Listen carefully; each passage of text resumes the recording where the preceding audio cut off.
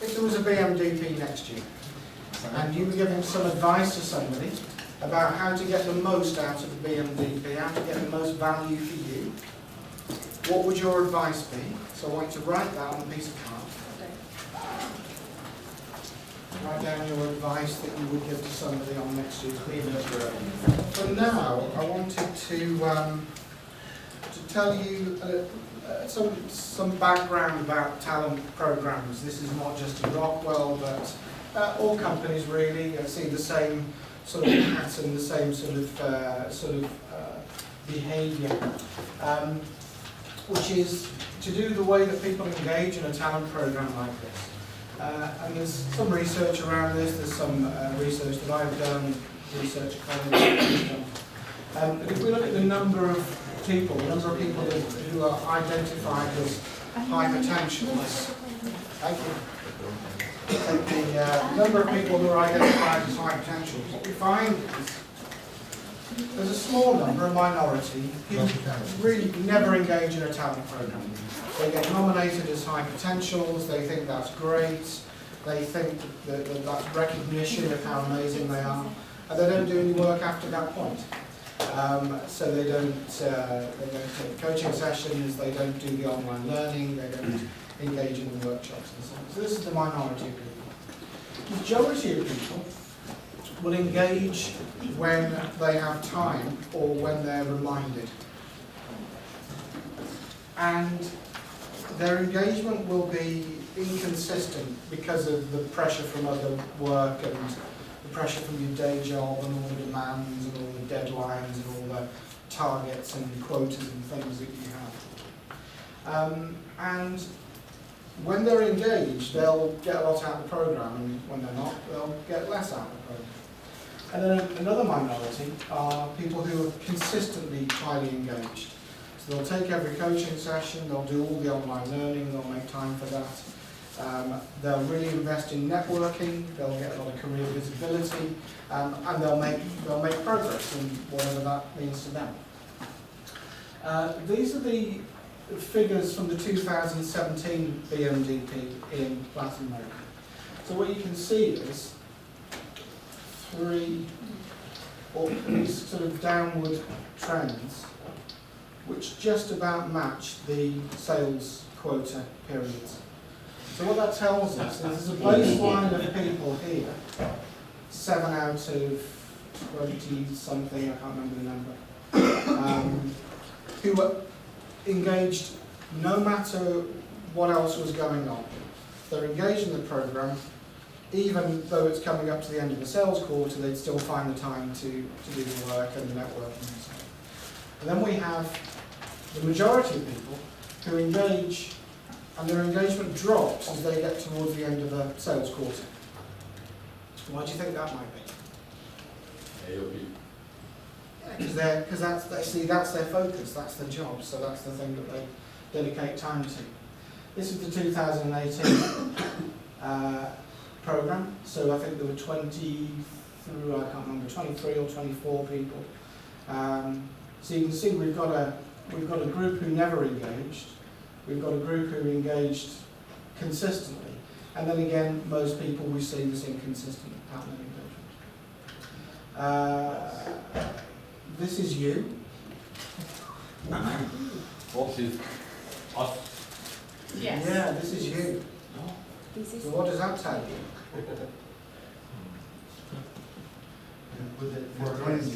With a castle. No, just not amazing. Yes. We show up. Your group has the highest number of sessions booked and attended. So the last 2 years there was a much higher number of people who booked a session and then didn't attend. Yeah. And this is only the coaching sessions, but I think we see the same pattern in homework for the online learning, the same pattern in project engagement and so on. So what does that tell you? Excuse me. Yeah. When it says 7, that's July. 8, it's Yeah, August. Month 1 through month 9. So we started in January. January, but this will be August.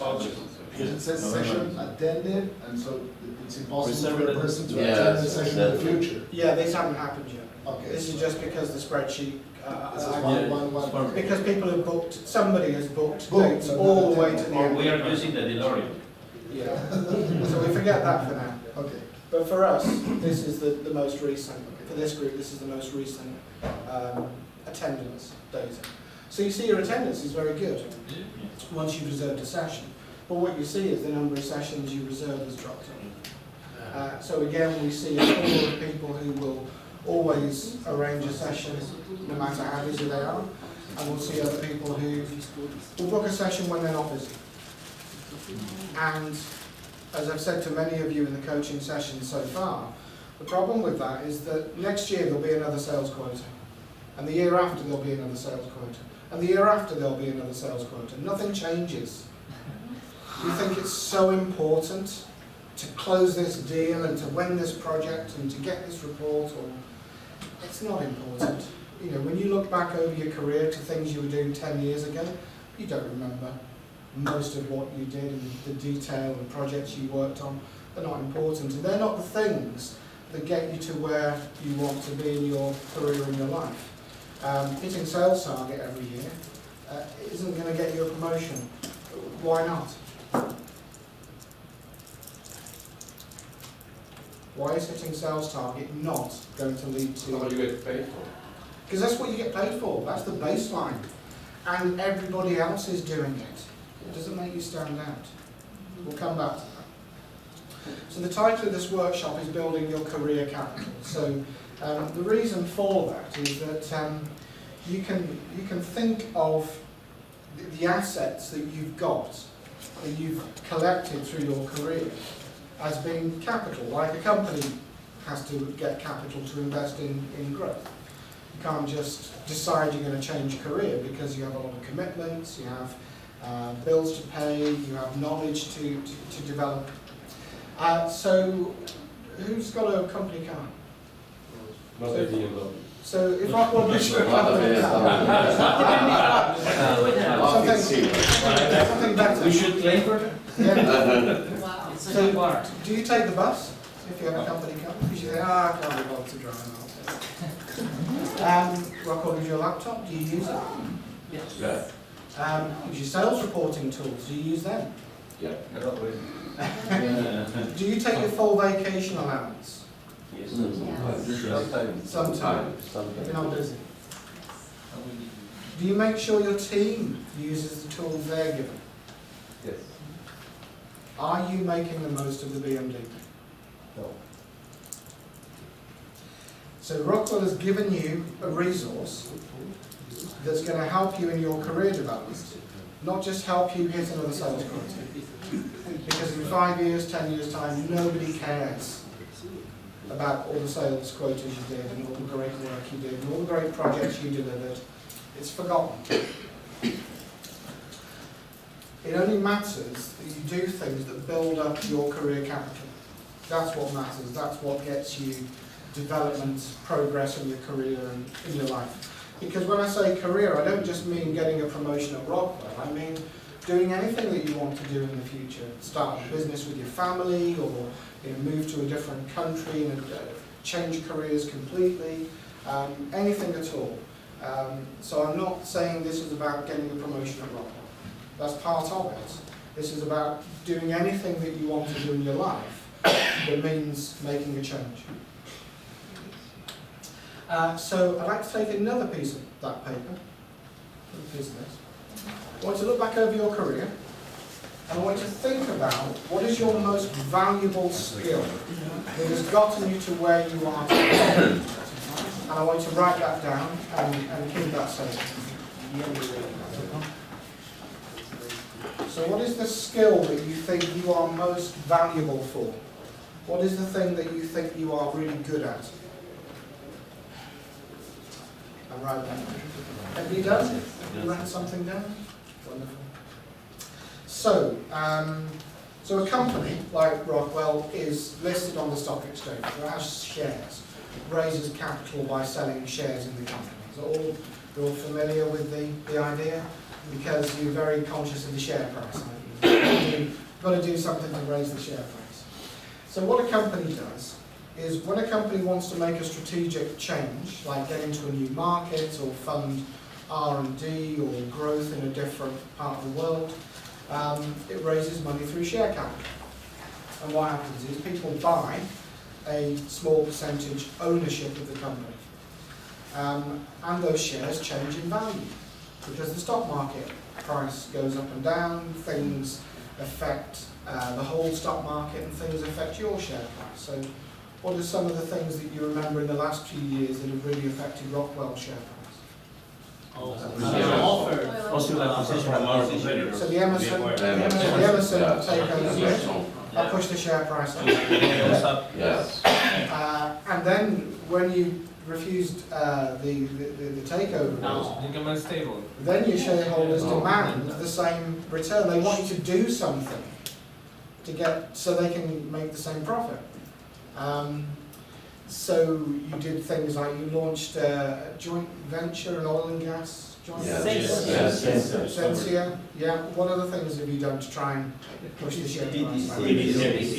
Yep, like acquisitions. So these are the kind of things that you do that make your shareholders or potential shareholders think, wow, Rockwell's a company where I'm going to get some money back. Because that's what people want. They want return on their investment. And that value, the share value is subjective. It means it doesn't, the share isn't worth anything. It's just worth what people think it will be worth in the future. And so the results that you get today, so whatever you're currently showing as your, in terms of your reports, sales quotas, figures, the results you get today are because of activities that were in the past. So if you think of a typical sales project, how long does it take from first conversation with the customer through to signing a contract? What's the longest? 9 years. Can be years. More than a year, 6 months to a year, more than a year. So the results you're showing today are because of things you did a year or 2 years ago, not because of what you're doing today. And the problem with that is that the results you'll get in the future are based on trust, based on promises that you make. So you promise the stock market, you promise your shareholders that we're going to have a really great year, and you're obsessed with forecasting, sales forecasts, and predicting what you're going to close. And what that does is it puts you under pressure to make those promises really big. But if you really think about trust between people, you don't want people like a friend or somebody in your family, you don't want them to make you a big promise. You want them to make you an accurate promise. You want people to do what they say they're going to do. So as soon as we start measuring something, we create this idea that more is better. And we have to deliver more, and we have to increase growth, and we have to sell more, and we have to expand, and so on. And actually, shareholders are happy when you just do what you promised that you would. The worst situation is when you say you're going to deliver something, and then you don't. And what happens to the share price then? Because you've broken trust. So, in order to create a strategy that gets you somewhere tomorrow, somewhere different than where you are today, getting to somewhere different tomorrow is about survival. Because you can't stand still. So in any market, you're standing on an island, and the island is getting smaller and smaller and smaller because your competitors are doing something different. Your customers are changing their expectations. Your customers' market is changing. Their behavior is changing. Your competitors' behavior is changing. So just to change your strategy to survive, without thinking about doing anything different, without thinking about getting more market share. Because where you are today is about security. You know your products, you know your markets, you know your customers, you can keep turning the handle and selling more drives and more commodity products and maintenance services and renewing contracts, and it's very nice, and it feels very safe and secure. But what you don't notice is that island is getting smaller. So strategy is forced on you because you're in a competitive market. So in order to have a strategy, that means something's got to change, because the strategy means we're going to do something different. In order to create change, we've got to have money. We've got to pay for investment in development or new people or different markets, opening up new offices. We've got to pay for stuff. And what we make on a day-to-day basis isn't enough to pay for it. So the cash flow is only enough to pay for what you're doing today, the security. So it's like when you move house. So who here has a mortgage or a loan to buy a house? Because the cash flow, what you earn every month, isn't enough to buy a house with. Who rents? Anybody here rent? So rent, your cash flow is enough, but you'll never own it. And you know that at some point that's going to be a problem, because you'll stop earning money, but you'll still have rent. So we need money to fund change. As soon as we talk about change, we introduce risk. Because strategy and change are about trying to predict the future. As soon as we try to predict the future, we have risk. Because we don't really know what's going to happen. And as soon as we have risk in a business, we have conflict. Because as soon as you have more than two people talking about what's the future going to look like, how are we going to solve this problem, how are we going to get to where we want to be, you have people disagreeing about the best way to do that. So as soon as people disagree about what's the best strategy, we have conflict, and the conflict is caused by the perception of risk. Because people are scared about failure. And this is one of the things I've really found about the Rockwell culture over the last 4 years I've been working with Rockwell, is there's a very strong fear of failure. And that drives people to try and make decisions that feel safe.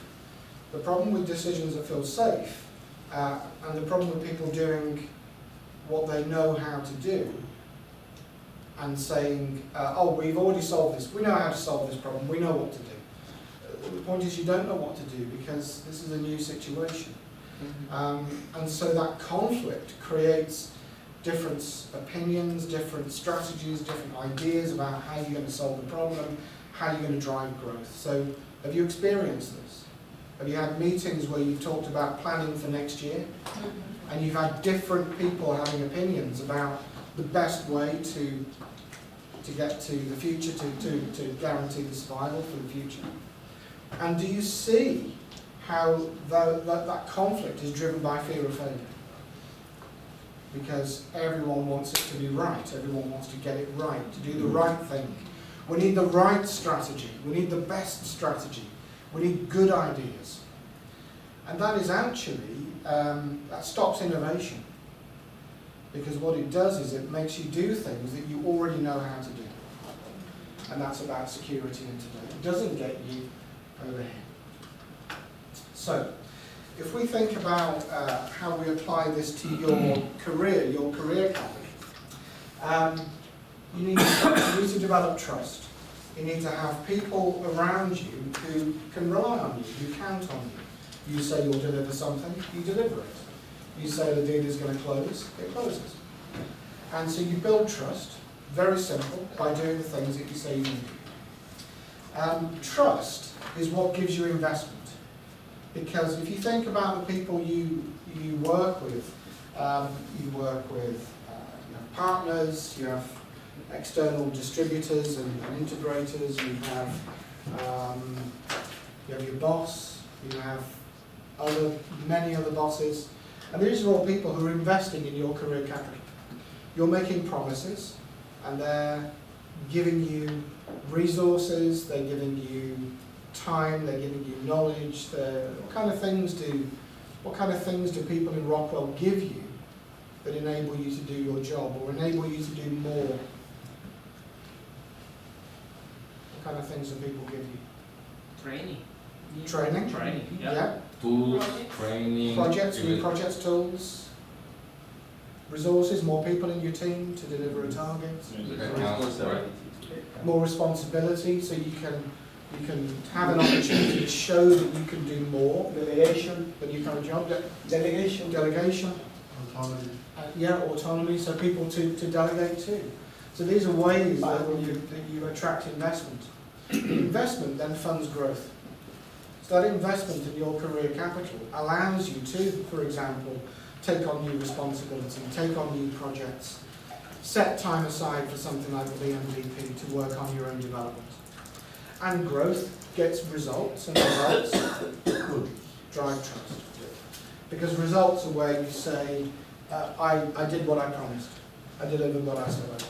You gave me those extra resources, and I delivered some great results. So fundamentally, increasing your value, you have to have investment to do something that you didn't do before.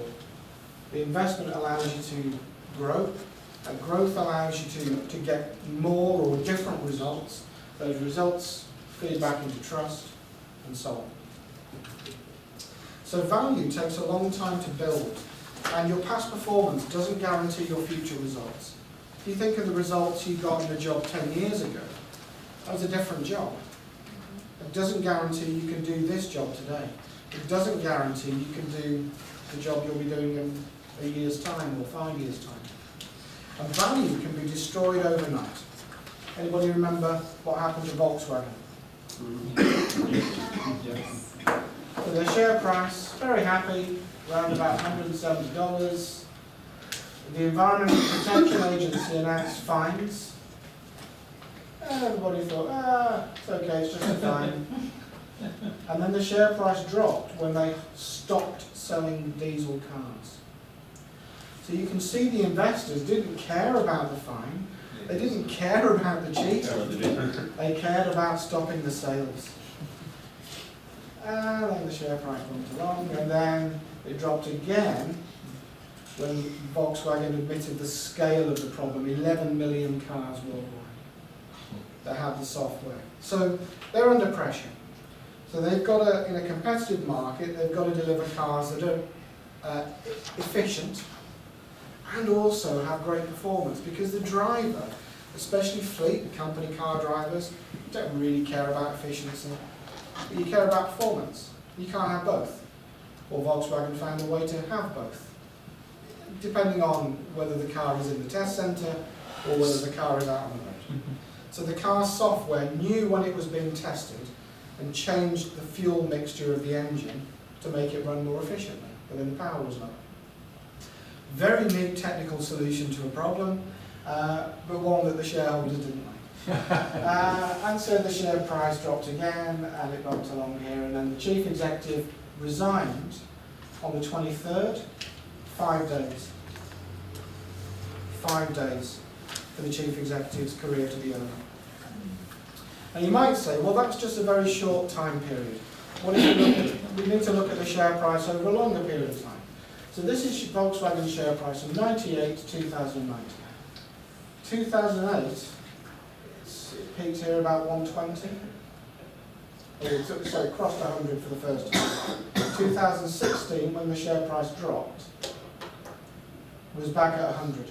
So essentially what happened, because of the emissions scandal, they pushed the value of their share price back 8 years. Even today in 2019, the share price is about 140, same level as 2009, 8 years. So just through that one scam, that one, somebody thought, oh, that's a great idea, nobody will ever find it. They pushed their share capital, their business back 8 years. And the same thing can happen in your career. When you overpromise, and then you can't deliver, you push your career development back in time. So increasing your value, as I said, results come from what you sold and what you delivered and what you implemented a year ago.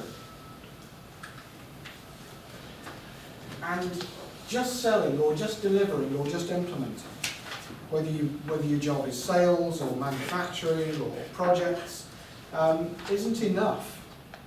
Because those are the things you do every year. That's the basic thing you get paid for. That's what everybody's doing. You have to network and develop yourself and get recognition and give recognition to others. You have to drive yourself using a different set of skills. Those are the skills that build trust. Or the behaviours, rather, that build trust. So if you are busy selling, thinking, hey, I'm doing a great job because I hit my sales quota, yes, but everybody else did the same thing. And if you are thinking about promotion, if you're thinking about your career moving you up in terms of the organisational structure, we know that there are fewer jobs up here than there are down here.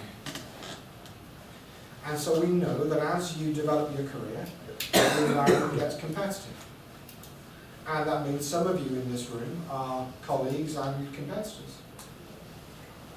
Unless you create jobs which didn't exist before, because that can happen too. In fact, that happened on last year's BMDP. So I think you have a memories document, has something called the career cycle, which is the cycle that you go through in terms of career development. And one of the steps on there is you either look for a new position or create a position that didn't exist. And somebody did that last year. And it's a very, it may seem like a crazy idea, but many of you are in jobs today that didn't exist 5 years ago. And in 5 years' time, there will be jobs that didn't exist today. Where do those jobs come from? Who creates them? Do you wait for HR to create them? Or do you spot an opportunity and think, I can add value, there's something more than I can do, and create a role? That's possible as well. So, what I'd like to do is talk on your tables for a few minutes, and talk about what is your value. And you might think about what you wrote on the card, your career skill, but think about what is your value to the organisation or to your team. And what have you done? What are the things that you've done to build that value? So when you look back, what are the steps you've taken that build that value? And think about what happened to Volkswagen. What's the biggest threat to your career capital, to your value? And also, how can you build trust? Good. What is your value then? How have you defined your value? What kind of things did you say for your value? I said I was risk taker. A risk taker. Start things from zero. Start things from from zero. zero. Great. Big. And like in my case, like an advisor or a counselor. That's my value. As an advisor or counselor. Great. Balance between business result and people development. Nice. What else? People developer. Okay. People developer. Nice. Building trusting relationship. Building trust in relationships. Willingness to help people. Willingness to help. Willingness to help Ask people. your opinion. Okay. Nice. And what kind of things have you done? If you look back through your career, what are the kind of things you've done to build that value? Kind of put the what? What are the things that you have done to build that value? Yes, deliver what you promised. So you delivered what you promised. Okay. In my case, we rely on with the person that I mean. Okay. Learn from others, but yes. Learn from others. Challenge you. Challenge you. Challenge yourself. Good. Yeah. Be consistent with the behavior. Okay. Consistent behaviour. Yeah. Consistent results. Consistent results and Focus. focus. I would say like telling the history, because you said like let's take this risk, but you see the results like a year after. So you say, hey, remember we took this decision. Look where we are now. So constructing the message, the history, how you understand or reflect on why we get here. Yeah. So when you deliver a result, to remind people what led to that, to remind them of the story that led to that result. Otherwise, the people who are involved today take the credit for it. Exactly, and relates with forecast, right? It's like forecast, looking forward, yeah, but let's talk about why we are here. I mean, what all these 5 years or something, when you do a presentation, you present yourself, but you present your results this quarter, this year. Okay, what about 5 years ago? And how was your how you run the business or all those things. So people tend to avoid reflecting about the past and so focus about the future. You know, it's about. Yeah, good point. So what things do you think are a threat to your value? Inconsistency. Yeah, Not just your principles. You know, to betray your principles. To betray your principles. Wow. Yeah, good.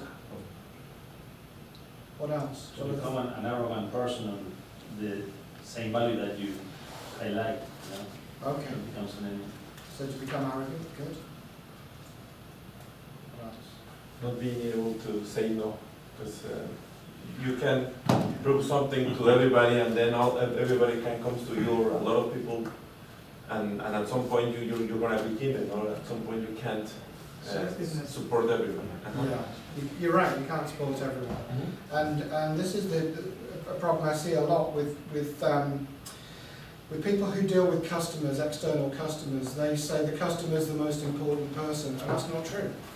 The customer is not the most important in your person in your business, because as soon as you think that a customer is the most important, that means they are more important than another customer. And now you start to do things like move some supply or Bias. some order bias, and then that causes a problem for a different customer because they're not so important. And you know from your experience of working in teams, the best team is the one where you feel like everyone is treated the same.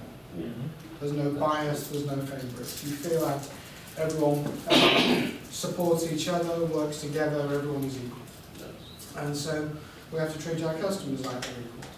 So actually the most important people in the business, if it's not the customers, who is it? It's you and your team, yeah. But don't leave yourself out, it's you as well. You're the most important person in the business. Remember that too. And so how do you build trust in future value then? We have this problem where you make your best guess, your best promise about what you think you'll deliver in the future. You'll take a risk maybe, and you'll talk about something you can deliver, or you'll make a plan for the future. But you don't really know if it will happen. You're never 100% confident. If you're 100% confident, then you know the plan is very safe. So how do you build trust then in future value? How do you create trust in the things that you say you're going to do tomorrow? Congruency. What you say, what you think, what you do. Congruence between what you say, what you think, and what you do. That's excellent, yeah. The future, you can to prove or to get the trust.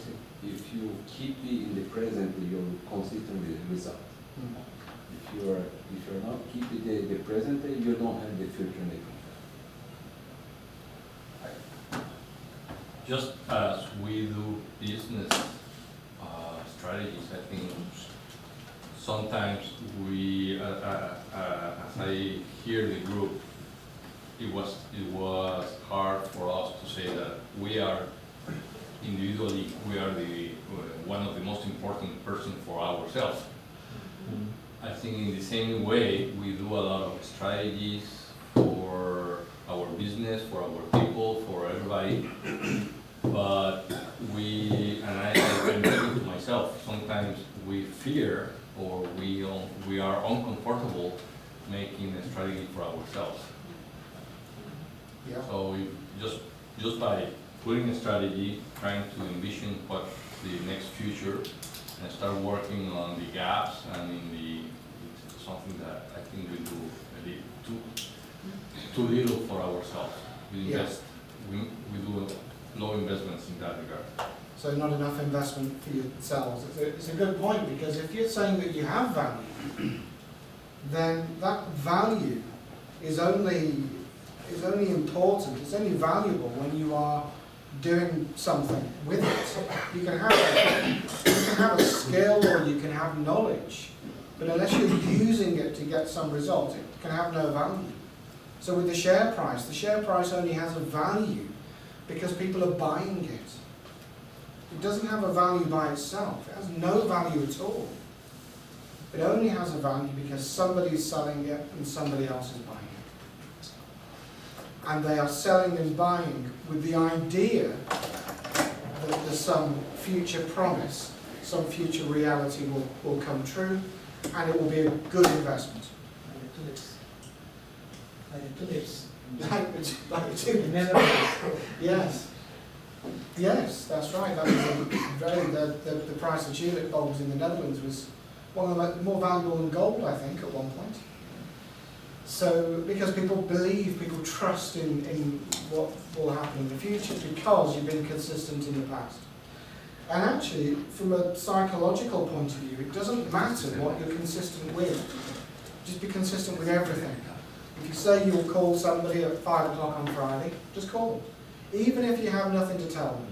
Call them just to say, I have no update for you, but I said I would call somebody. You know, we don't tell the difference. We assume that if a person is reliable in one thing, they will be reliable in all things.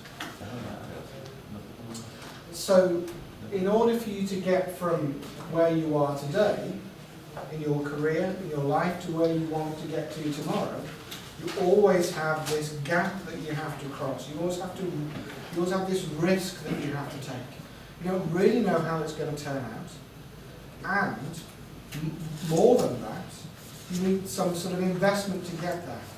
So, did anybody here take something like some external education, an MBA or something like that recently? And you've got to pay for that before you didn't pay for it.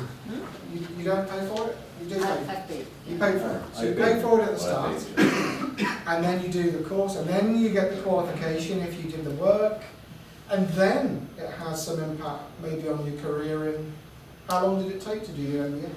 2 years. 3 years. 3 years. That's a long gap that you've got to get across, and you've got to get the money from somewhere to pay for the course.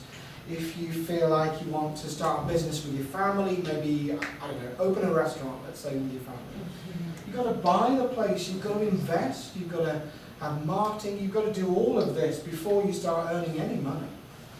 You have to do all that work with the MBA, maybe 3 years, 4 years before you start to see the return in your career development. And the taking pay the rise. risk about if it's going to bring me some financial results, right? Yeah. In terms of career growth or even money. Yeah, exactly. And then maybe you get there and find everyone's got an MBA. Mm-hmm. Now it's not a differentiator, but at least it's kept you on that same level. The island stopped shrinking for a short time. So what we have is investment from our career stakeholders. That's what allows you to move, to reduce the risk, to move from where you are today to where you want to be tomorrow. And everything that you're doing through the BMDP, through the coaching and the work that you've been doing with yourselves and your teams through the coaching, the work that you've been doing through the online learning, the networking that you've been doing, and sharing success stories and sharing your value with other people.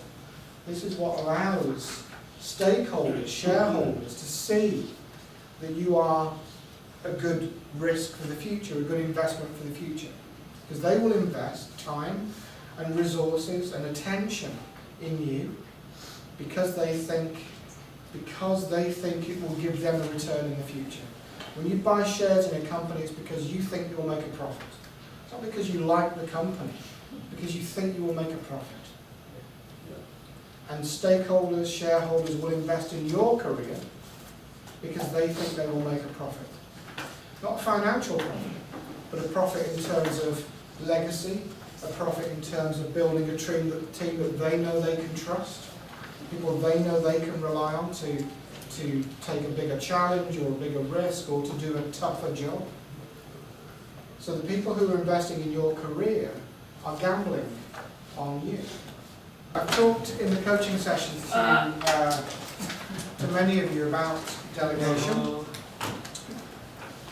And I wanted to remind you that delegation is not a task management activity. It's a career management activity. So delegation isn't something that you do just to get rid of some work or just to get somebody else to do something for you, because they don't learn anything from that, and you don't get any value from that, because they won't do it the way that you want them to, they won't do it right, they won't do it your way. You'll have to explain in a lot of detail about how you want them to perform the task, and you will think, it'll be quicker if I just do it myself. Anybody ever thought that when you delegating? It's quicker to do it myself. And so that's not delegation, that's not the right way to delegate. If we delegate properly, delegation becomes a career management activity. And you already know this. This is already part of your Rockwell management philosophy or development philosophy. Because of what? What is it that's part of your development plan that tells you that delegation is a career management activity? Succession? People development. People development. Yeah, something specific that you do. Empower them. Succession. The 70-20-10. In order for 70% of your development to come from doing a job, it can't be the same job that you did yesterday or last week, because that's not development, that's just practice. So for your job to be 70%, or your development 70% to come from your daily work, you've got to be doing things that you haven't done before, otherwise it isn't development. It's just doing the same thing. And so for most of your work to give you a development opportunity, that means that you've got to get your boss to delegate things to you that are more than your normal scope of responsibility. So that you're facing new challenges, and you're having to build new relationships, and you're having to develop new knowledge and all the other things that you do when you start something, and you don't really know how you're going to do it. But you've got an objective in mind, you know something you want to get to, but you don't really know how to get there. You have to create knowledge, you have to create relationships. And that's why the 70-20-10 works the way that it does. And so only 10% only comes from formal training like this, because only 10% of the time are you in a position where you know that there's some knowledge that you need. Most of the time you're thinking about it as you go, you're making it up as you go along. So most of the time you don't know that you need more knowledge until you're in the situation where you need it. So you were talking about the project with the copper mine. The problems that you're going to have to solve that you couldn't predict. Right. You didn't even know that would come up as a problem because it's something you've never done before. Mm-hmm. So whenever you start a project or take a position that you've never done before, you've got to create knowledge. And it's very unlikely that there will be a training course for you to give you that knowledge. Yeah, there is no training course entitled how to project manage the world's biggest copper mine and putting all the automation equipment and fire stuff and all the things you were talking about. There's no training course for that. So hence formal training takes up only 10% of your development. Because you'd be very lucky if there was a training course that exactly matched the gap in your knowledge for the challenge that you face. But when you do things like this program, the workshops that you've had here, something like an MBA, you're investing in the future. You're saying, I don't know what I'm going to need in the future. I don't know what knowledge I'll need in the future. So I'm going to challenge myself in this new area of learning. And then, maybe in a year's time, you're only using a small part of what you learned on your MBA. But you have to learn all of it to get to the end point. And then 20% from peer learning and mentoring. That's very important as well. And also depends on you building relationships. And mentoring isn't just about you having a mentor, but about you mentoring other people. So how many of you are mentoring other people? And do you find you learn from that as well? Yes. Yeah, it's a two-way process. A mentor is not just somebody at a senior level who opens doors for you and makes introductions. It's a shared learning experience, very valuable. So I want to share this with you about delegation. I think I've talked to some of you about this already. But it's called AIR, and it's just a very simple three points to help you to remember how to delegate effectively. Instead of thinking about delegating a task, what you're actually doing is delegating responsibility. And so to delegate effectively, you need to give somebody three things. First, authority. Authority for what, do you think? To Take decisions. authority to take decisions. What kind of decisions?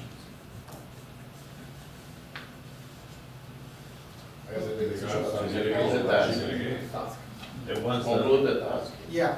So it's authority to make decisions that are necessary to complete the task. Because as soon as they start working on it, they will come up against problems that nobody could predict. Maybe you could predict, but you have to let them hit the problem for themselves, otherwise they learn nothing. So they need authority to make decisions. In order to make decisions, they need information. So information is the information to help them make decisions. What kind of information might you give that helps people to make decisions?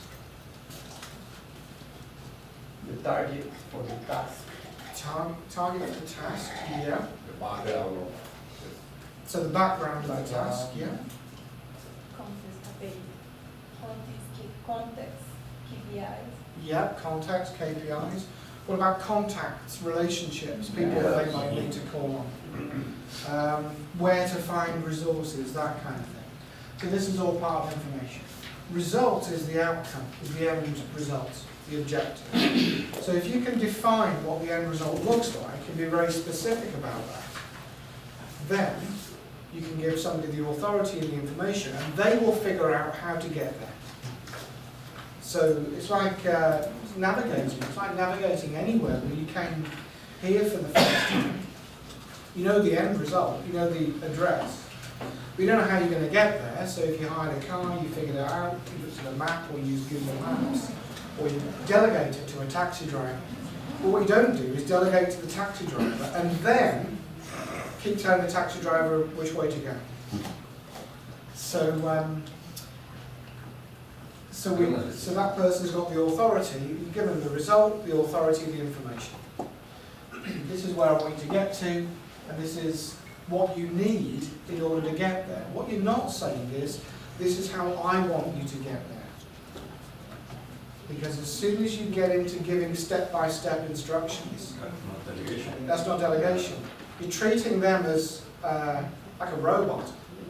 You're saying, I'm just going to program you to follow these steps, and because I'm fantastic, because I'm a really amazing, experienced manager, if you follow the steps perfectly, you'll achieve the result.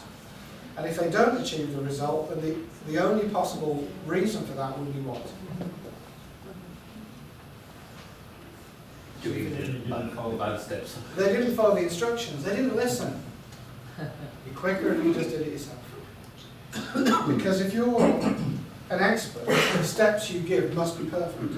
The problem is, the steps aren't perfect, because you don't know everything that you do when you complete a complex task. You've forgotten most of what you've learned, it's become unconscious, automated. It reminds me of, I bought something online years ago. eBay, do you have eBay? Yeah, like an online auction site. Yes. I bought something on eBay, and I asked the guy for directions to his house to pick it up. And he said, I'm opposite where the Toyota garage used to be. So there was a Toyota garage there, it's not there now, and it's opposite his house. How do I know where the Toyota garage used to be? So to him that makes complete sense, because he remembers that time. I don't. There's no use to me. So you give step-by-step instructions that seem perfect to you, because you're describing something that you're very familiar with. But if you give step-by-step instructions to somebody else as part of the task you're delegating, it's actually counterproductive, it becomes confusing. Because now your steps are in conflict with the steps that they are figuring out as they learn how to do that thing. Now the first time you delegate responsibility to somebody, it will take them longer than it takes you. And that's your investment in their career calendar. Because you're investing then time to have a conversation about feedback, what did they learn, What would they do differently next time? Next time they'll get faster and faster. After 3 or 4 times, they'll be doing it better than you. Because what they're doing is they're working out a route, they're navigating based on how the world is today. So you remember how to do something, some complex task at work. But what you remember is not how you do it, you remember how you first learned it. And that could be years ago. If you were to learn that task again today, you might do it differently. You delegate that to somebody else, they will do it differently. So the first thing that will happen is when you delegate something using this method, it'll be very scary. Because you'll see them heading off in a direction that's different to where you feel safe, different to what you're comfortable with, and you'll think, oh my God, what are they doing? And then you'll realise, like with cooking, anyone ever taught their children to cook anything? No? Wouldn't dare. Too big a risk. Too big a risk. It's dangerous. And the first time you think, oh, what are they doing? Oh, it's okay. I can see what they're doing. So that feeling of risk and the conflict that that creates, just like earlier when we talked about strategy, is because your way of getting there is different to their way. And that makes you feel very exposed because you feel responsible for the end result. And you are responsible for the end result. You're still the boss. But if you don't give your team that bit of space to learn for themselves and to make mistakes, you will carry on doing their job for them. And if you carry on doing their job for them, in other words, making all the decisions for them because they don't have the authority, then what will happen is they don't learn anything. You keep on getting tied into doing the same things that you think you shouldn't be doing anymore, but what can I do? My team can't do it, so I have to do it. So if we give people the authority, they get things done. If we don't give authority, so if we say, here's something I want you to work on, if you have any problems, come back and ask me, and I'll tell you what to do. You're not giving them authority to make decisions. That will be frustrating for you, because you'll think, it's a simple task, why can't they just do it? Why can't they just do it? Why do they keep coming back and asking me questions?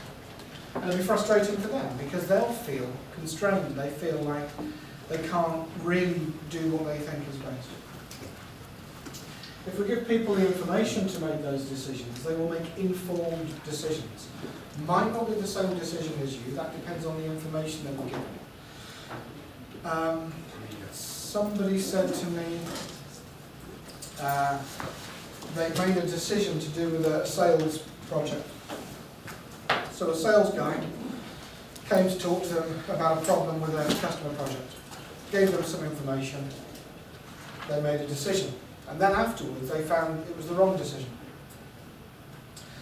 And they found that they didn't have all the information that was available. And I said, I don't think that you missed something, I don't think you missed information. I think the sales guy only gave you the information that he wanted you to have so that you would make the decision that he wanted you to make. And the person said, yeah, that's exactly what happened. So, I know you've all experienced this. People don't tell you the whole story.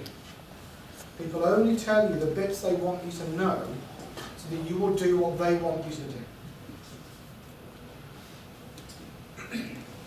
So if we give people all the information and trust them to make informed decisions, if they missed something, is it because you didn't give them all the information? If we don't give them the information to make decisions, they will be indecisive because they don't know how to make the right decision. And so what will happen is they'll come back to you again and you'll think, why do you keep coming back? Why, it's a simple task, why can't you think for yourself? It's because they don't have the information. That's why. And finally, if we're able to really clearly define what the end result is, then they will deliver what we expected them to deliver. If you give the taxi driver the exact address, you would expect the taxi to bring you exactly here. But if you give the taxi driver the wrong address, you can't complain that the taxi driver brought you to the wrong place. But that's what people do when they delegate. Because you're trying to delegate responsibility, which you're so used to doing, you've learned and you've done for so many years, you couldn't define what it is that you do. You can say, I want you to define, you can say, I want you to put together a presentation to give the leadership team an update on this project. And they will go off and do that presentation. And you'll think, oh, you didn't say this, and you missed this information, you missed this out. And they will say what? Give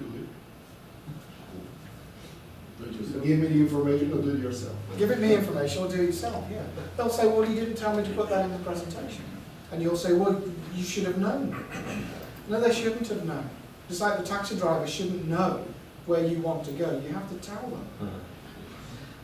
And so there are a lot of things that you want, that you will have to delegate if you're to move forward in your career. A lot of the advice that you wrote was about making time for the program, making time for your own development. The only way you are going to make time for your development and your building your career capital is by delegating. The only way you're going to delegate effectively is by being very clear about the end result that you want. And you can't always say what that is. It's like if you're writing a presentation or a proposal for a customer, you know when that's good enough, but you couldn't explain it to somebody else. It's very difficult to explain to somebody else. But you have to think about it, you have to put some work into that and be specific. Because if you can't, they will keep coming back to you and asking for your help, and then you'll end up saying, don't worry, I'll do it. And then you've actually taken more time than if you did it yourself in the first place. So if we don't specify the right result, we get the wrong outcome. Very simple. So, thinking about the 70-20-10 and about delegating, I know one of the things you're most worried about with the BMDP is that in a few months' time it will end. And all this great support and all the resources and the training and the coaching that you've had will stop. And then what do you do? So the simple thing I can tell you is to be your own coach. So we've, in the coaching sessions, we've followed a very simple process.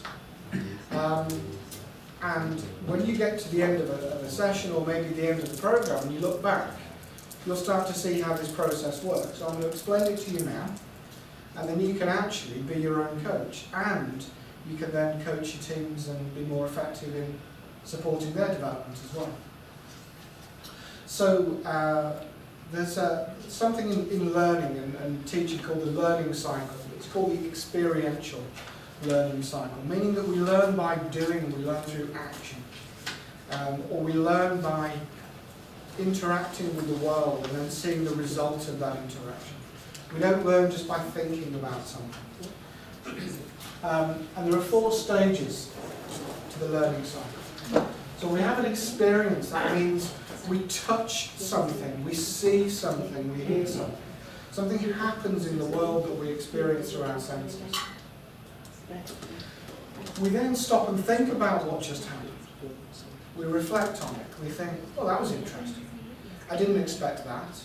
Or that was different to what I thought it would be. Or that was unusual. Or that was nice. Or that was awful.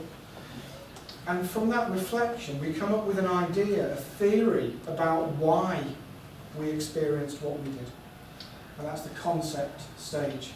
At the concept stage, we come up with a theory about the best way to do something. And then we naturally make an experiment. We think about our theory about what's the best way to do something, and we try it out. And by trying it out, we create a new sensory experience. And we go around this learning cycle over and over again. This isn't just a way that we design a training course or a coaching session. This is happening in your brain every minute of every day. So, think about lunch. You went to lunch and you saw a table with some containers with food. What were you thinking as you were going up to the lunch table? What is for lunch? What is in there? Before opening, you know? Okay, so, yeah. What else? What were you thinking? What would the food be? What will it be? Yeah. What will it be? What am I going to have?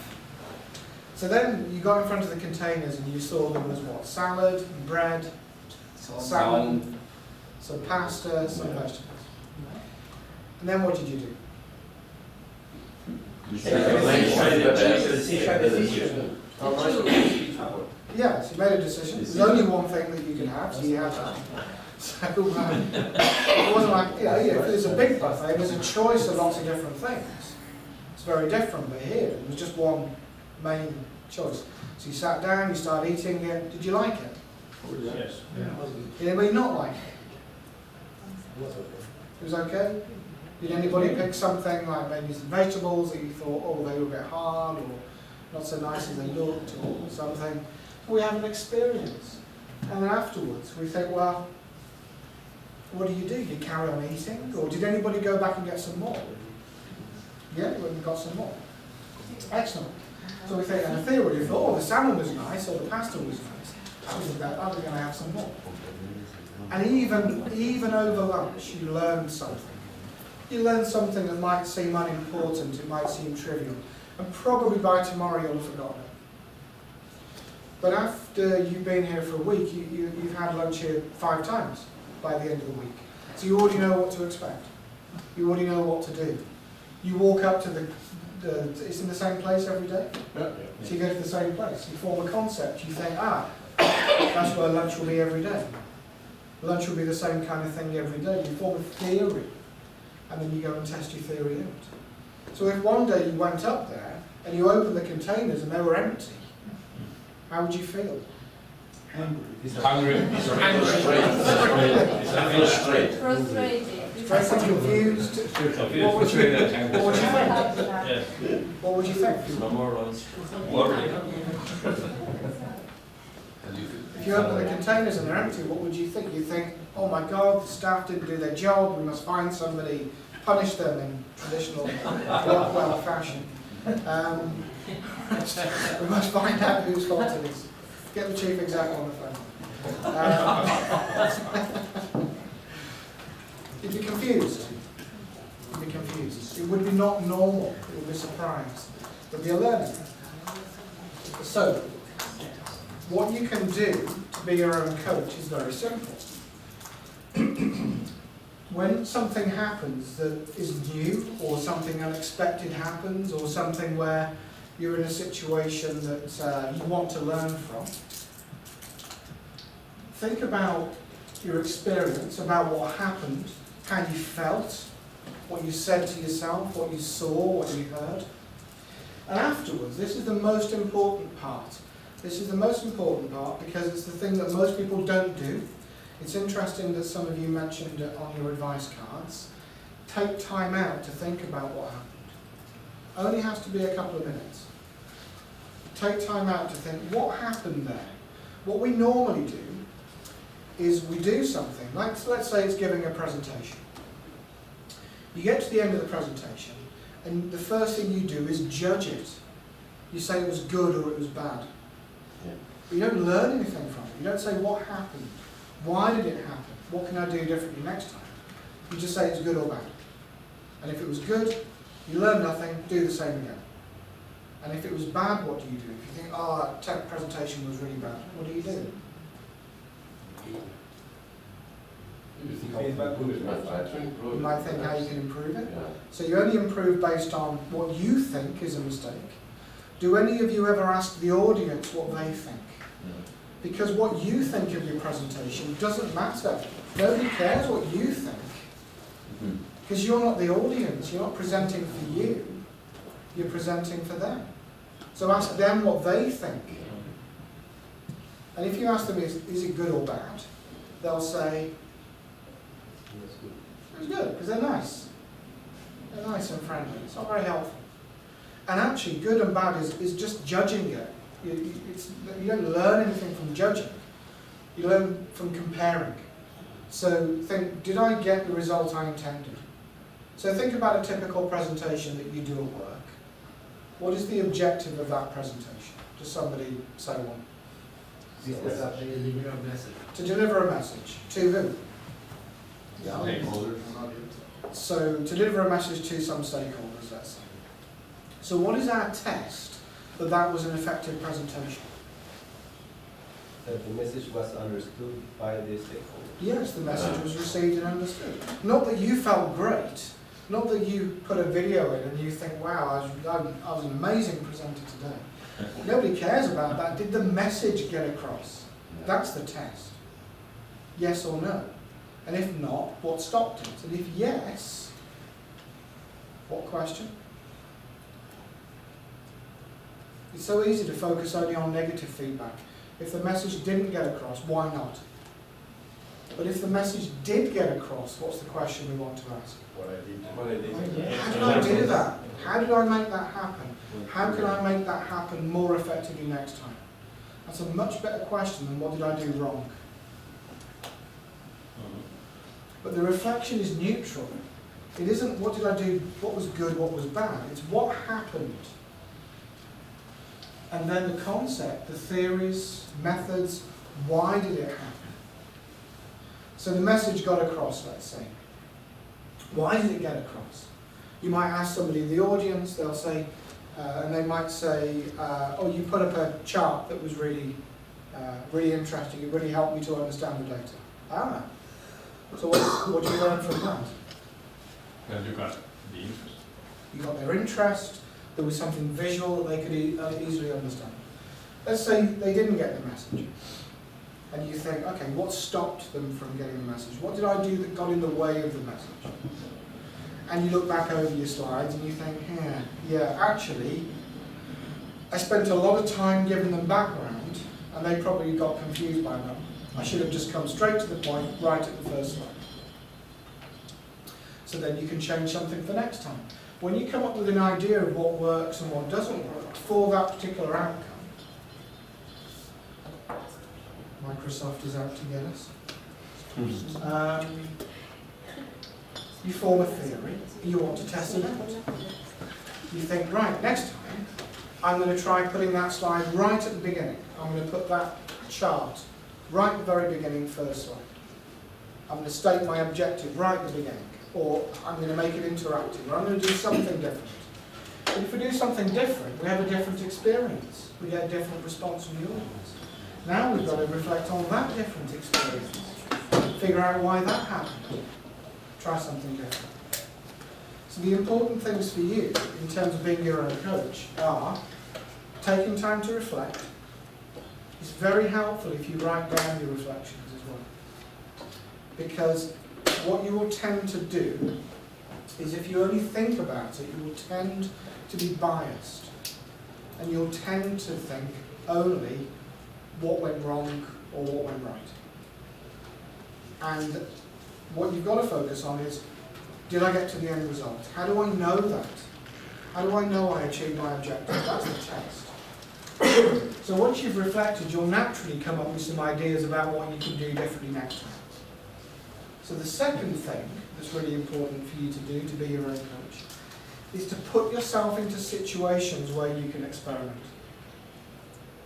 It's very common, I find, that when somebody has tried something new and they have a bad experience, the first thing they say is, I'm never doing that again. And the most important thing that you can do is take time to reflect and say, now I'm going to find an opportunity to do that again.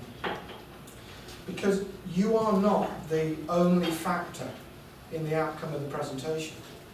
There's all the other people in the room. There's whatever happened to them before they came into the room that put them in a particular mood or frame of mind. You can't control any of that. And if you don't reflect from that neutral position, you'll think you caused everything that happened. Which is natural. We're all control freaks. We all think we cause everything that happens in the world around us. And of course other people have a lot, a big part to play in that as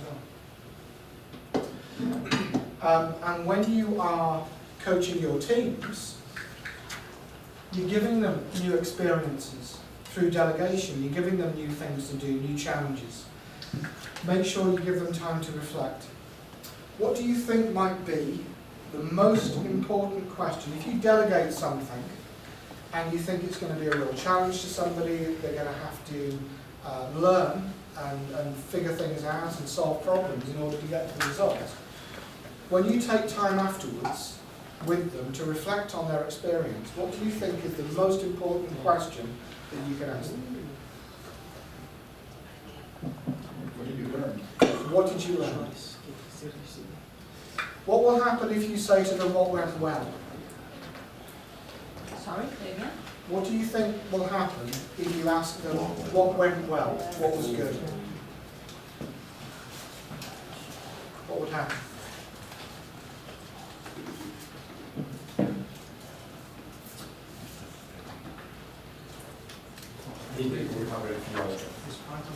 You will just hear if the result was achieved or not, and that's it, no? Yeah? No learning. So now you hear if the result was achieved or not. If you ask somebody what went well, what are you telling them is important to you? Just a result. That he got a good result. If you ask somebody what was good, you're telling them what's important to you. You're telling them you don't want to hear bad news. If you ask them what did you learn, that's a more neutral question. As soon as you show any kind of bias, they will shut down. They will only tell you what they feel safe to tell you. And if they feel scared to tell you they made a mistake, they won't tell you about it. And if they feel like they're going to get praise from you for doing a great job, they'll say, oh, it was amazing, I did this, it was really good, I did this, I solved this problem, I had this great idea. They'll say, wow, that's amazing, well done. And then afterwards you find out there was some problem or a mistake. Now you feel more disappointed. They've thrown away some of their share value because they were focused on pleasing you. They weren't focused on learning. That's not their fault, that's yours. If you're delegating to your team and their focus is on keeping you happy, that's because you've told them what's important to you. So if you're neutral with a question like, what did you learn? We can only learn from mistakes. We learn nothing from success. Because success only tells you that you predicted accurately and you just did what you knew would already work. You did what was safe. When we take a risk, we make mistakes. So who was it who said they were good at taking risks earlier? It was that must mean you're good at making mistakes. Very good. How many times did you marry? The faster we make mistakes, the faster we reflect, the faster we learn, and the more likely we are to still achieve the end result. So one of the other important things with this, with delegating to and coaching and developing your teams is speed. It's the speed of feedback that's important. So when you think about the automation systems that you're putting into your customers' plants and factories and mines, the feedback into the control systems, the speed of the feedback is what is important. Yes? So if it needs to make a motor faster or slower, it's no use doing that like 30 seconds after it was needed. That speed change needs to be instant.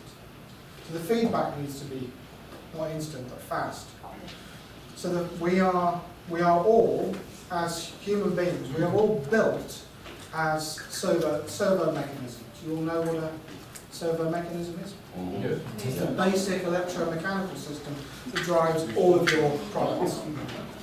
And so we have a device that produces some output, and we have a sensor that provides feedback.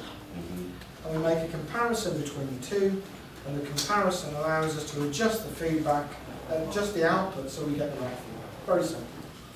And if we put billions of those very simple systems together, we get us. We are physically built as servo mechanisms. And therefore the speed of feedback is the most important thing. Not the quality, not the length of report that you write, not the length of the conversation or the coaching session. It's the speed of feedback that's important. That allows you to adjust fast. And that allows you to keep the error margin small, which means the mistakes that your team make will be small. So when you delegate something, don't just give them a month to report back. Check in with them every day. Every hour if you have to, at first, until they're confident and you're confident, and then you can extend the time period for the feedback. The speed is important. So if the result was really good in this assignment or this delegation, even before telling him, good job, you have to ask, how did you learn? Yeah, otherwise, what does he learn? If the first thing you say is, good job, what does he or she learn? Result again. You know? According to your text, nothing. They learn the objective, that the objective was to please you. Yeah. Because the first bit of feedback they had was that you were happy. If the objective is for them to learn and grow and develop, then the feedback has got to be about that. So yeah, I would suggest the first question is, what did you learn? And then good job is not about the result, good job is about the learning. It isn't good job that you did what I wanted you to do, it's good job, you took a risk, you learned, you solved a problem, you figured it out for yourself. That's what we reward people for. If you want your team to hit targets, reward them for hitting targets. If you want them to learn and grow, reward them for learning and growing. People will do more of what you reward them for. People will do more of what you give them recognition for. For human beings, for any social animal actually, what is the simplest form of recognition? Food. Food? That's a good one. Food's a good reward. Money? Quite complicated. Thank you is getting better. There's a form of recognition, actually, for us as social animals. There's a form of recognition that's even simpler than that. We all need eye contact. Eye contact. Who has children? Did you remember when your first child was born? And the first thing they're doing is looking for eyes. Even at just a few minutes old, they're looking for eye contact. And they will be interested in anything that looks like a pair of eyes. And they will hold eye contact with people. Have you seen this in children? Yeah. So eye contact is the first social recognition and the simplest that we have. And yes, building on that, then thank you. Just acknowledging somebody, just listening to somebody is a powerful form of recognition. Remember, people will do more of what you give them recognition for. So you've got to think about what it is you want your team to do and focus on giving recognition for that. They will naturally want to do more of it because they will want your recognition. So I mentioned the career cycle, which is this. Oh yeah? Just thinking that delegating or assigning a project and coping with failure or with something that didn't go right. It also adds some extra pressure to ourselves. Yeah. To the culture of the company. Yes. Because rewarding failure is Not rewarding failure, rewarding learning. okay, but in the end, somebody failed. Yeah. So, Well, when do you judge failure? When you judge the result. Only when we get to the result. If that was the first point you gave somebody feedback, that was too late. So if the first time that you had a conversation about feedback was when the result is due for delivery, too late. You can't correct for any error at that point. You've got to be correcting up here, constantly. So the margin of error is always small. Think about your cruise control in your car. Do you have cruise control? hold on, because if we give feedback like very frequent, then it kind of goes in the opposite direction of giving authority and information, because we're like there micromanaging. Then Micromanager we're is not giving giving the instruction. authority to make decisions and stuff. So I'm going to say that micromanaging is giving instruction. Feedback is Being too instruction. close, okay, but being too close, it's like, okay, I delegate, but I check very often. It's like not being So how do you know if comfortable somebody with needs that feedback? delegation. How do you know if you delegated something? How do you know if somebody needs feedback? The person could ask. They will ask. Exactly. Not And give the feedback as a result in the end, okay? If you should asking, you say, right? yeah, What to do, learn, or what's the process evaluation, or what, how do you feel? It's kind of that, you see? yeah. Okay. So somebody was talking over lunch about cadence of project meetings. Who said that to me? You having a, yeah, Anderson, is that right? So Anderson said over lunch that in his project you have a regular meeting to keep cadence of the meeting, even if there's no update. It's very important. And this is how the feedback works. Feedback is, we will agree when we'll have a feedback conversation. You're not going to them and saying, what's happening with this project? What's happening with the thing you're working on? Because then you're taking back responsibility. They've got to drive the feedback conversation. So set up an agreed schedule. Say we'll check in at the end of every day. And then after a couple of days, let's make it every week. And then after a couple of weeks, now let's slow it down to every month. Because what you're doing is you're building their confidence to believe that they have the authority. Because a lot of the time you'll delegate, you'll say that you've got the authority, but they won't believe you. They'll keep coming back and checking. And so as uncomfortable as it is, you've got to hold them at arm's length a little bit. Say, look, you know what the end result is. Let's check in tomorrow, get some feedback, see where you are. And then the feedback is, where are you? Where are you up to? How is it going? What's your next step? Very, very simple questions. Very simple. Where are you now? What's your next step? But maybe we think of feedback that is related with the result. So that's why we think that feedback should be provided at the end. While, as you describe it, maybe we understand that as like following up, companion, or Well, think of it as like the feedback in the automation systems that you've got out there in your customers. The feedback is only saying this is where we are. It's not saying good job. It's not saying that's terrible. It's just saying this is where we are. And so we can only judge success or failure after we've finished. If you watch the Olympics and you watch a running race in the Olympics, you can't say halfway through who's going to win. You can only say that when the race is finished. And even when the race is finished, sometimes the results change, don't they? When the drugs test results come in. Ben Johnson. So we can only judge success or failure as on the result when we've achieved the result. If that's the first time that you're giving feedback, that's too late. One question, what happens if once you have delegated something, a report or to someone else, that question and that person comes back to you, and after he or she has requested for feedback, he asks you, what should I do? Excellent question. I know I've talked to some of you about this already. Then they ask, what should I do? And your answer is, What are you thinking? what do you think? Yeah. Because the thing is, when somebody says to you, I don't know, or what should I do, they're not telling you the truth. They already know what they're going to do, but they don't feel confident about it. They are not asking you to tell them what to do, they are asking you to take that responsibility. Okay.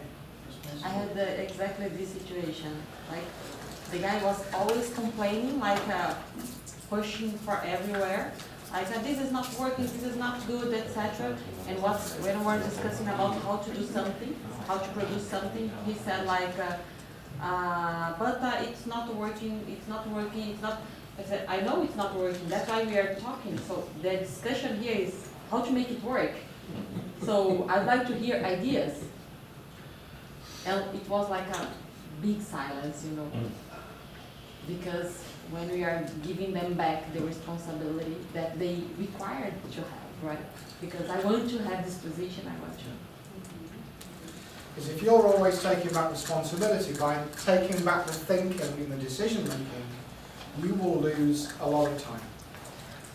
And the team won't learn. And we don't have all the answers. Yeah. And what you'll tend to do is do what you know worked for you in the past. And that isn't always the best solution for today. Yeah.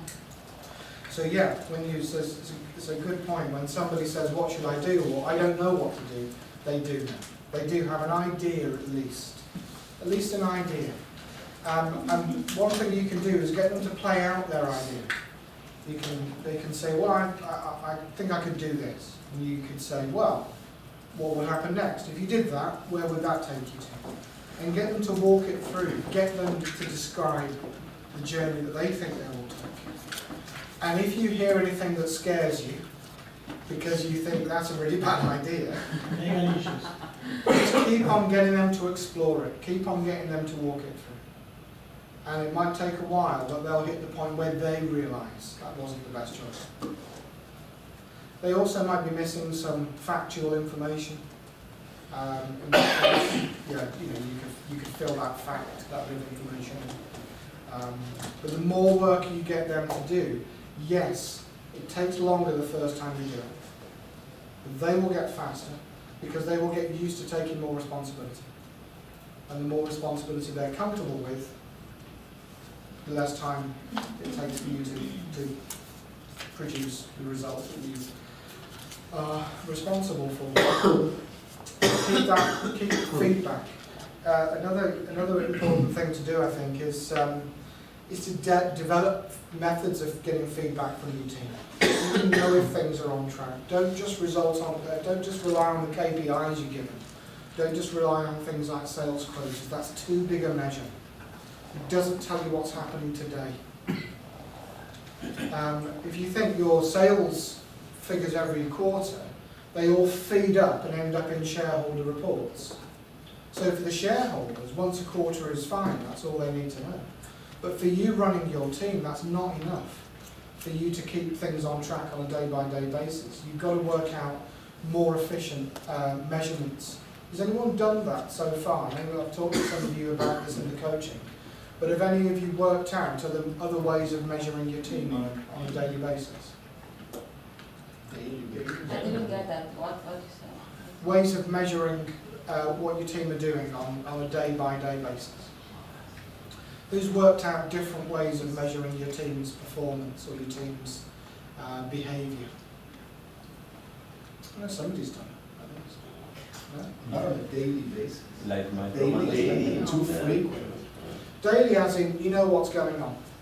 It could just be a flag on a spreadsheet. It could just be a number on SAP. It could be something that you can look at.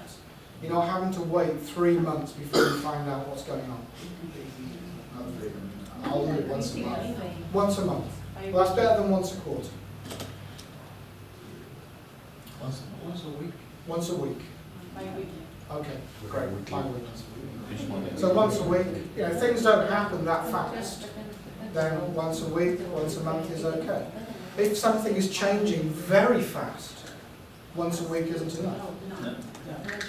So you adjust, like every servo mechanism, you adjust the frequency of the feedback to match the speed of the task. The problem is, if you only rely on your quarterly sales KPI, by the time you get to the end of the quarter, it's too late to change what the team were doing on day one of the quarter. But if you check in every week, and if something's going off track, you've got time to pull it back before it becomes a big problem. So there will always be an error. There will always be. But the error will stay small. The faster the feedback, the smaller the error. Does that make sense? Mm-hmm. And that's going to be different for every team because each team's working to a different speed, a different cadence, different rhythm. Each project is working at a different speed. There might be a project where something's changing every day. There might be a project that doesn't change for 6 months. So, career cycle. You've got a copy of this in your notes. And you can use this ongoing in the future after the program ends. So what we do is, one of the first questions I asked you in our first coaching session was to tell me about your background and your current position and how you got into your current position. And that's telling me where you are on the career cycle. So So if you've just started a new position, there's no point us talking about your next one, because it's too soon. But if you are in the position of succession planning, you've got another role in mind, you're starting to think about succession planning, then we'd start here. There are some activities in the middle that you'll be doing all the time. So always communicating with your current line manager, always having conversations about where you are within the role. So when you come to your PADR, nothing should be a surprise in the PADR. Short-term goals, career goals, not financial or KPI goals. You have a question? No. Oh, sorry. Networking, delegating. Most important thing, so this connects the career cycle with delegation. Succession planning isn't about identifying one person, it's about developing the entire team to push you out of your job. When your job becomes vacant, one of them might be interested in filling that position, but you're not going to decide that for them years in advance. So develop all of your team equally as potential successors. The other thing is, there's a big problem in talent development, which is around predicting potential. And lots of HR leaders ask me, how do we get better at predicting potential? And the simple answer is you can't. Because predict potential is something that you will do in the future that you're not doing right now. We don't know what that's going to be. Until you're in that position, we don't know what skills you're going to develop. So we can't predict potential. What we can do is measure performance. So if you're delegating responsibility to your team, you're giving them areas of responsibility above their current role definition. And you're able to observe and measure whether they actually perform that or not. So you're not guessing about who's got potential. You're actually giving them bits of increased responsibility and measuring who steps up to that. Because for some people, it will be, they're just not interested. They don't want to make a career move, they don't want promotion. So they're not going to perform that because it's just not for them. That's okay. For some people, it's about skills and about experience or confidence. Maybe there's something you can do there around mentoring or training. But the point is, if you're developing your whole team as potential successors, they will push you into your next position. One of the biggest problems I've seen in Rockwell with people moving into new positions is they start a new role, and then for 6 months they are doing their new role and they're still doing their old job because a replacement hasn't been found. That's your fault for not developing successors. Because if your successor has pushed you into your next position, you can wave goodbye and that is the last you will hear of it. And that's better for you and it's better for the people stepping into that position.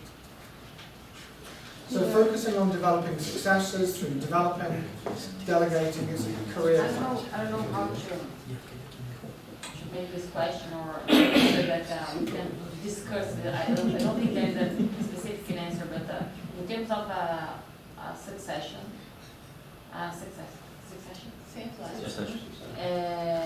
and the job rotation on the more management level, from the team leader to manager, etc.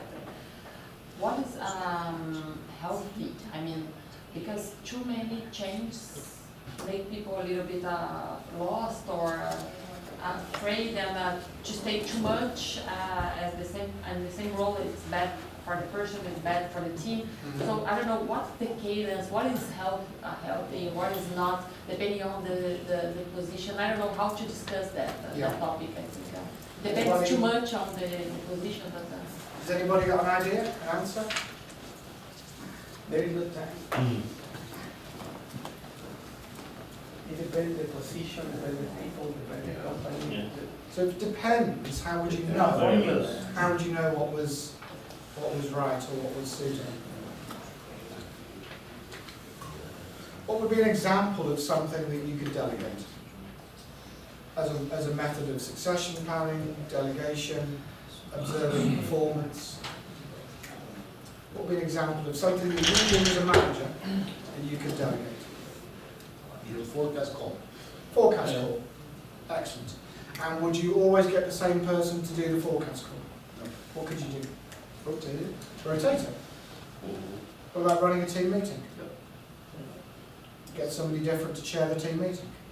Simple thing, rotation is normal. Everyone gets a chance to do it. Gives you a chance to observe everyone in the same environment doing the same thing. So there are going to be routine tasks, part of your job, which you can delegate on a routine basis. There are going to be more complex project-based tasks that you might delegate to more than one person. You might create a project team within your team, just like the project teams you're working on in the BMDP. But I guess the question is different, right? Yes. Because the question is, let me know if I understood well. The question is, okay, we are in an environment that we are having like to fill out some positions very quickly, and we are moving people kind of so quick, you know? So she's asking, was it better time to make those kind of changes that seems kind of healthy? Like, you know, for the organization, for the person, because if you move someone, I don't know what's the timing, but 6 months, one year and a half. So what's healthy for the organization and for the people? That's the question, right? Yes, exactly. So how much often or what would take into consideration to discuss about changes in position that would be healthy, I would say. Oh, do you Valuable mean- for the person itself, Do you but mean a also for the permanent team. change? Yes. You mean a permanent change? Exactly. Permanent Exactly. change. The successions.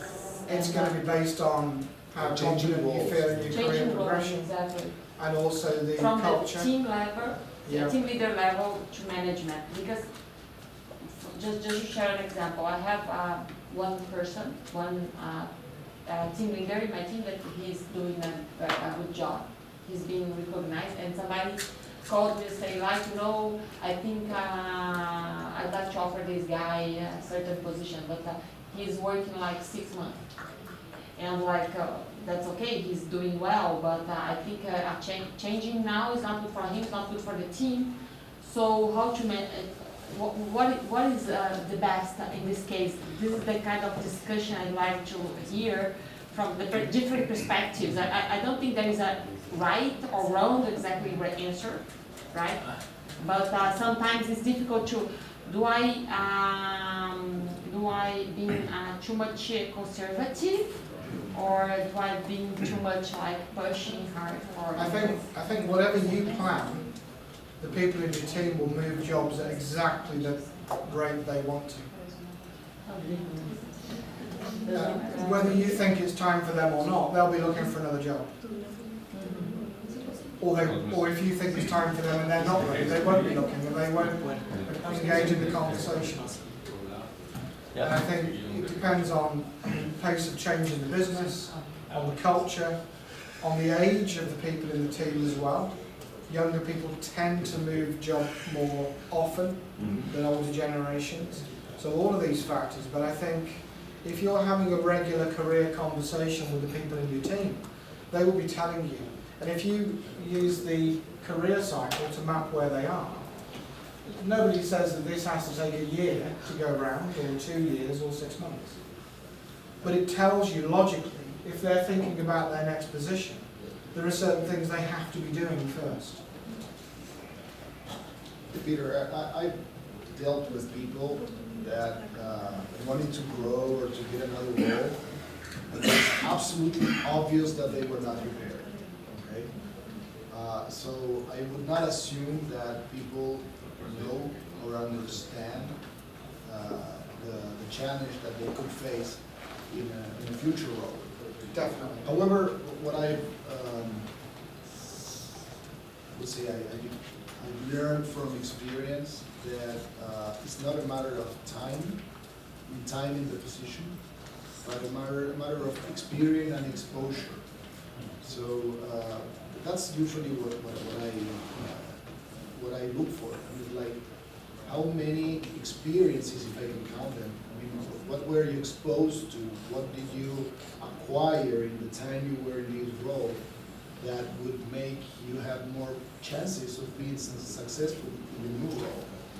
So that takes the timing issue out, but it puts pressure on the 70 part of the 70-20-10. It means you've got to be watching as well. Because if you only rely on time, you don't have to pay attention to what somebody does, you just look at the diary. If you want to evaluate based on somebody's performance, what they actually do,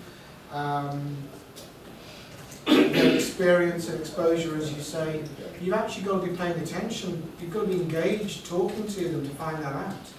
You can't just say, okay, it's December, it's time for a promotion. And in that discussion, I usually ask, what do you think the new role will need? I mean, what skills would you have to be successful in that role? We list that down, and then I ask, what of those skills have you experienced? Not learning, because learning is, like formal experience. Like today, now here we are learning, but we are not experiencing what we are learning. What you're talking about is career capital. Because they're here today, they want this promotion, they can't just walk into it.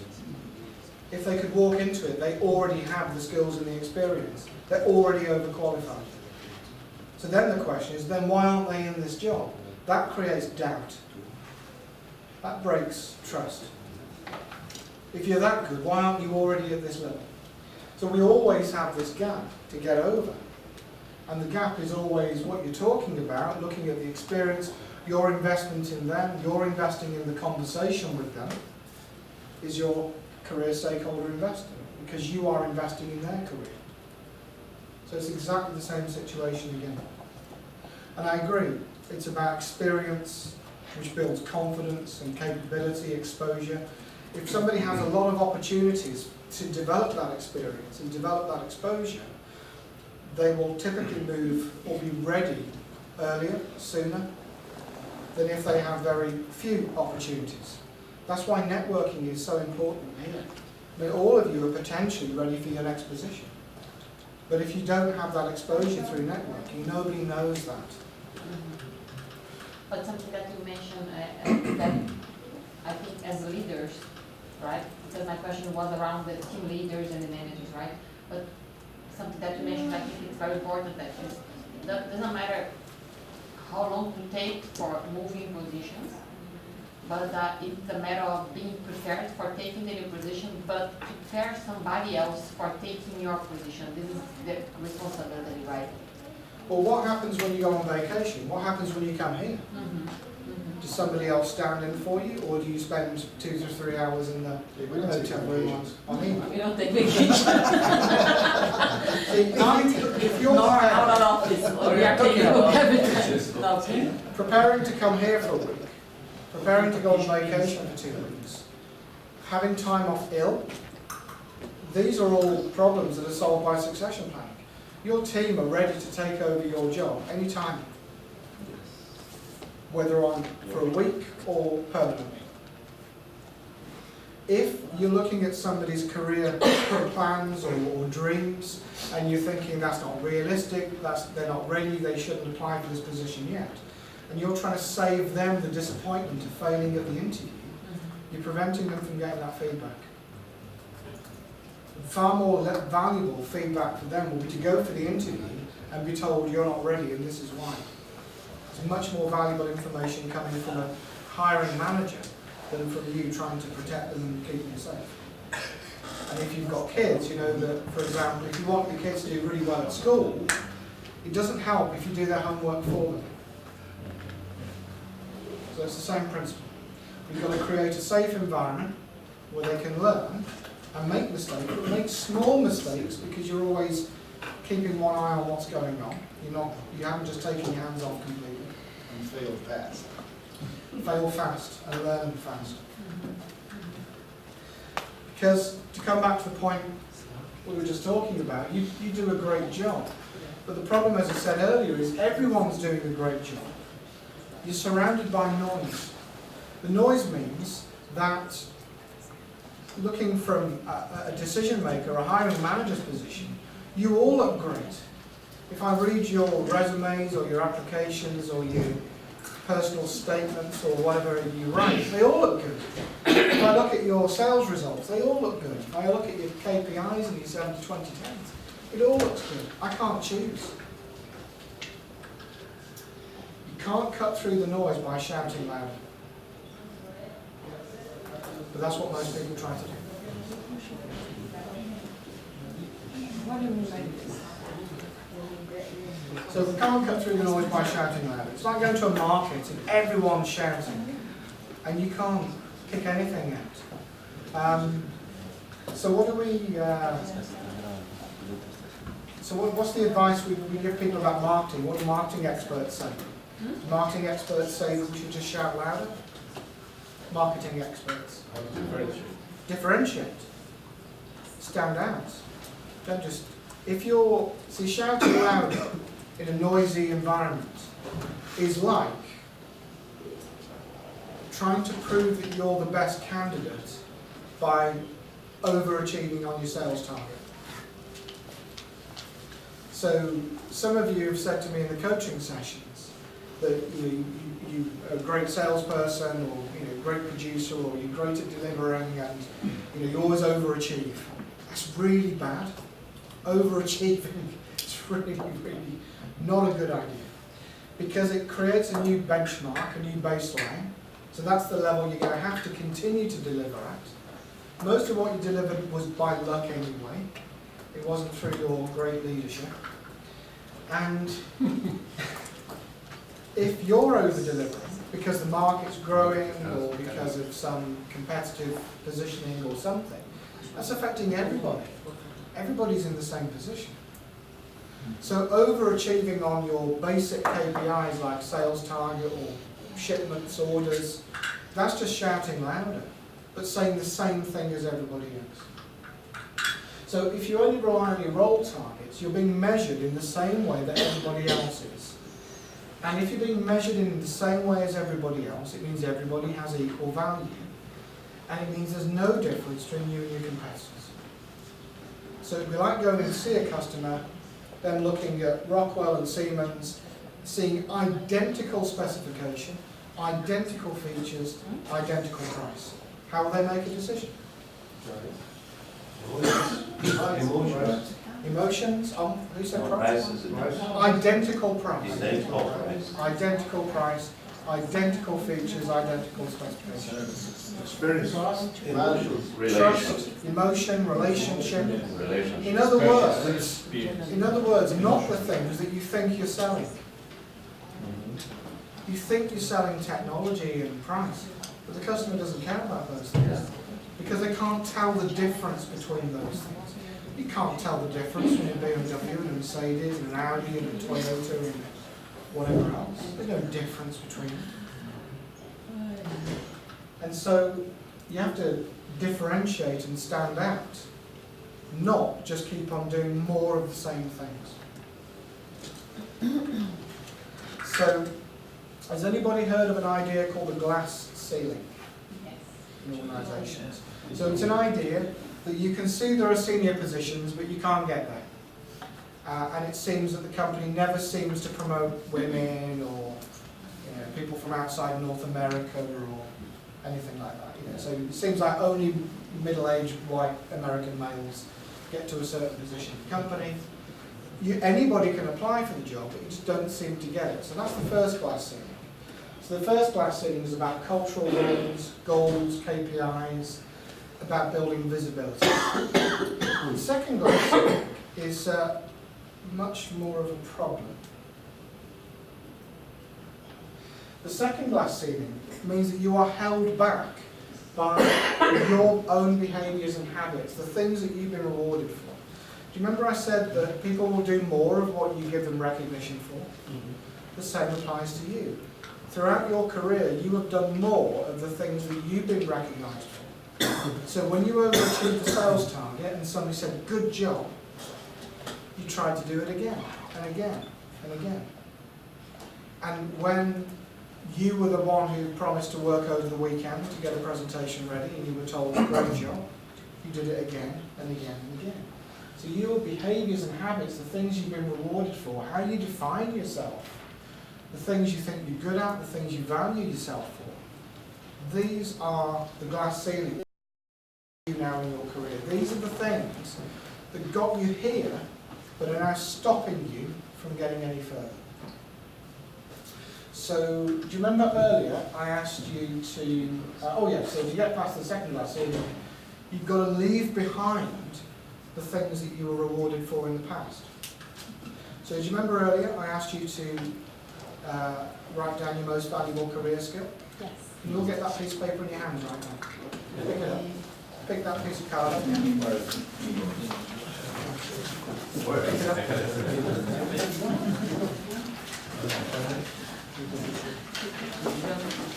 I want you to look at what you've written on the card. I want you to look at what you've written on the card.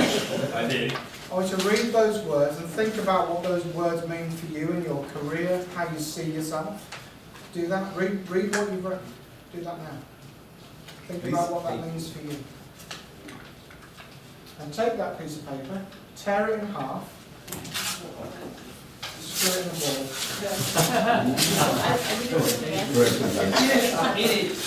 Throw it away. Hurts, isn't it? That's me! Oh my God. Now I want you to take a new piece of card. I think you have enough on the table. Take another one. And write down the answer to this question.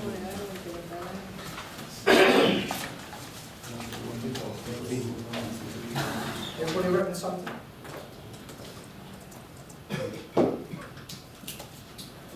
So, we talked earlier about return on investment.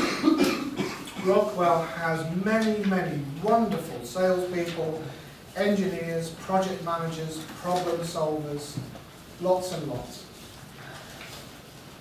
Doesn't need any more. Those skills are easy to find. Those skills are easy to teach. Rockwell, in fact the world is short of leaders. I mean, we've just had a new Prime Minister elected in the UK, we're definitely short of leaders. Leaders are people who delegate. They delegate not to get rid of work, they delegate to build teams, to create successes, to enable high performance, meaning to create the conditions within which people can perform at high levels of output by learning fast, by failing fast, by getting fast feedback and developing quickly. And they share knowledge. And they network. Networking enables communication. Any network is an enabler for communication. And it isn't about what you know, it's about who you know. If you are the person who always answers the phone or the email and always has the instant answer for any question that comes your way, you're not valued for that. Because the information that you gave, the knowledge that you shared, had no cost, it had no price. And because it had no price, it had no value. And that person will ask that question again and again and again, because it's quicker to ask you than to look it up for themselves. Have any of you had this experience ever? Yes. You get people just asking you, it's easier to ask you than to find out for themselves. It has no value. Be a connector. Your job as a leader is to connect the resources that lead to results. So in any network, there are creators of value and there's consumers of value. So what would be examples of creators of value in your network?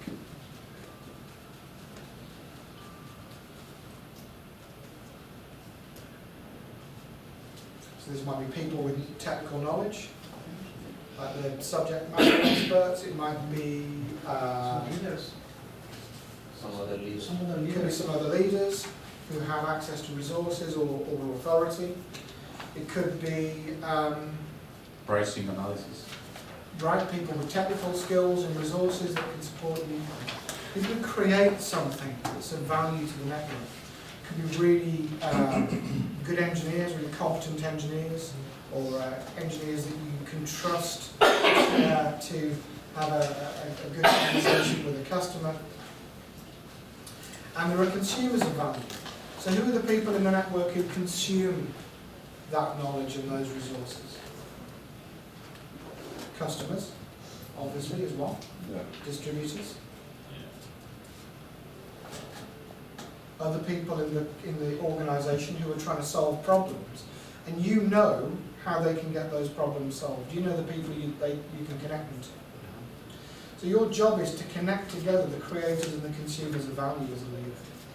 It's not to be a creator, it's not to be the person chasing the sales target or holding the technical knowledge so that you can feel good about answering every question that comes your way. It's to be the person that connects to other people. It's a tricky thing to get used to, because at first you will feel like you become invisible. All you're doing is connecting people, and now you've got no value because you're not the person with the knowledge or the skills. Your knowledge and skills are already obsolete. But knowing people who are constantly creating knowledge, knowing the people who are consuming that, connecting those together, that's valuable. So if there's one thing for you to focus on in your development as a leader, it's to be a connector.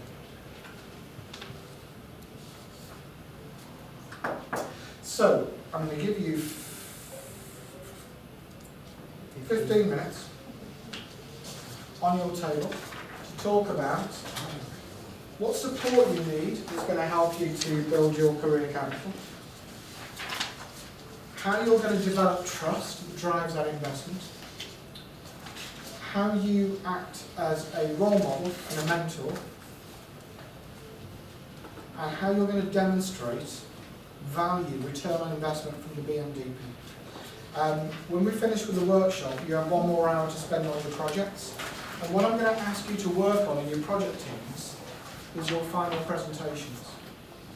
Because that's actually the most important part.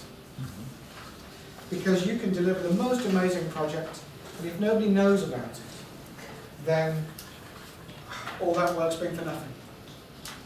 So what I'm going to ask you to work on for the last hour of today, and I'll come around and spend some time with each group while you do it, is your final presentation. So when you are standing at the front of a room, in front of Alejandro and whoever else will be there, what do you want to say to them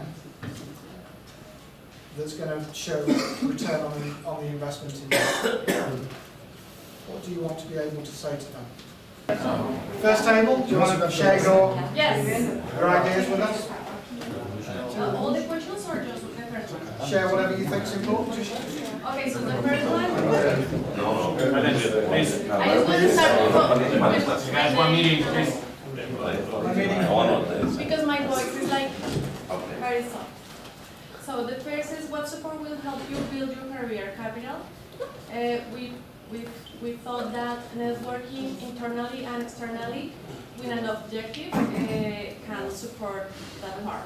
And another thing that we thought is that we have to have a team very well developed that shine, because they talk by ourselves, right? So that's the first approach. Next. How will you develop trust to drive investment? We just said consistency, show the consistency, but with assertiveness. Basically, that was the phrase that we made. How do you act as a role model and mentor? Walk the talk, basically. Be present and connect. How will you demonstrate value from the BNTP? Engagement to implement the changes with the information that we have been receiving. We like to implement, not just receiving and not make any change. Share the knowledge. We are receiving many information, so share the knowledge with our teams. It will be interesting. Share with the team, with our team, that we want to implement something that we learned here, and because it's important that they know that we are making some changes because of this. And take advantage of the new connections.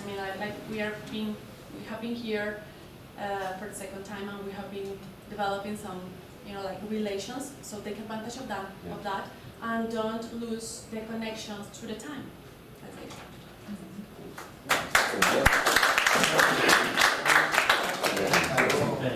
Okay, your turn. Fujita.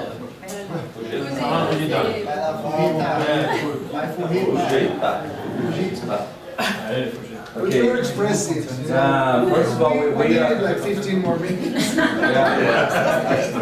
half an hour. Peter, we are We'll figure it out, discussing. you know. Yeah. Yeah, we are discussing a little bit more in deep about the beginning that we are looking for to build your career.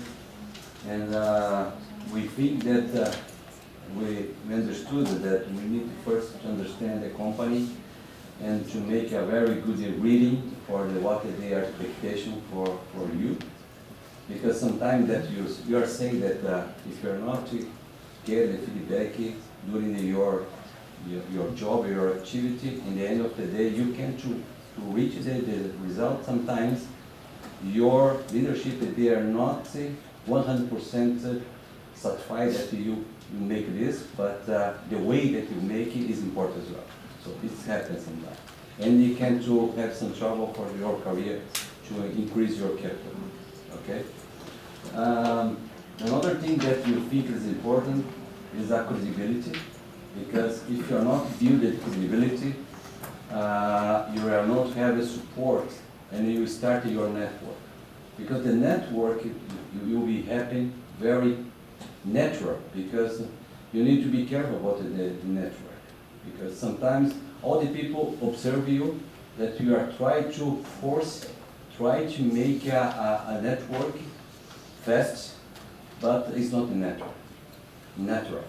So we think that we need to create the credibility, because in the present you have a result, you have a credibility, you can start your plan to improve this. Okay? For sure that you need to looking for to develop your gaps. You need to understand your gaps, and all the time you need to make to work in the visibility for all the organization that you are working, but natural again, because we believe that sometimes is a negative perception sometimes if you are not working in this way. Okay. A very hard discussion we had here was around how to have the visibility, how to create the visibility the right way. I mean, Yeah. you know, to not force too much, to not oversell too much, but at the same time to not hide too much. So Yes. Herman and I, we are from the technical team, and we are like discussing exactly like this, like, yeah, okay, how to promote ourselves in a very good way, you know. We had the same It's not discussion. forcing too much, and how to provoke that. So this is a very tough discussion that, and Fujita was sharing his experience, that it happens naturally in his career. Things were happening because he was like working hard, producing results, working hard, producing results, and it was like ongoing process, you know. So this was a very hard discussion. I think it's a very interesting point you've raised. It's the same as the issue about how do you know that a presentation has gone well. I think what you're doing is worrying about, when you're networking, what will other people think of you? And what's the simplest way to find out what somebody else thinks of you? Ask them. So you're trying to make the networking perfect, so you get visibility without looking too pushy, but you're trying to guess that without feedback from the person you're networking with. So ask them. And same question, same point that at the start of that, Paolo mentioned about finding out what the expectations are of the business. What's the easiest way to find out what someone's expectations are? Ask them. One of the most dangerous things is to be afraid of feedback, because you're afraid it will be bad. And what happens is the easiest way to avoid bad feedback is to do what? Don't ask for feedback. Don't ask for feedback. Yeah. What do you miss out on by not asking? The opportunity to. You miss all the good things. Feedback's just information, it's just neutral. It's you that puts a judgment on it. Thank you very much. Back table. Luis? No, Rogério. Rogério, go ahead. Vai, Luis. Rogério. Come on, go ahead. This is already at the bar, so Vai, Marquinho, cacete. Pô, eu perguntei. Plan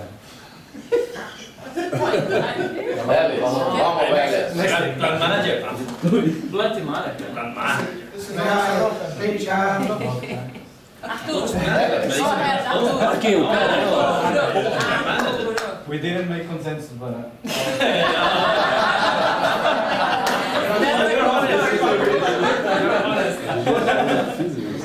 don't understand the I can talk to what I wrote. Listen, for the first question, what support will we need? I think the first thing is start practicing what we have learned here. And I was also thinking about maybe getting a mentor that you can be very direct to say what you want to achieve, and then what you have been doing, and see if they can provide you some good feedback.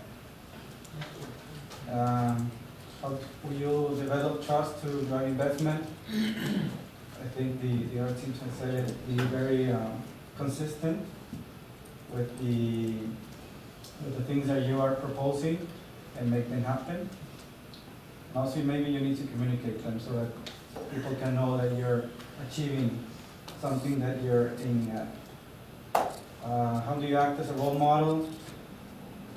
Again, maybe help building confidence in some other people, making sure that they learn from your mistakes and learn from the things that you have learned as well that have worked for you. And demonstrate value by transmitting what we have learned here to other people. Excellent. Thank you very much.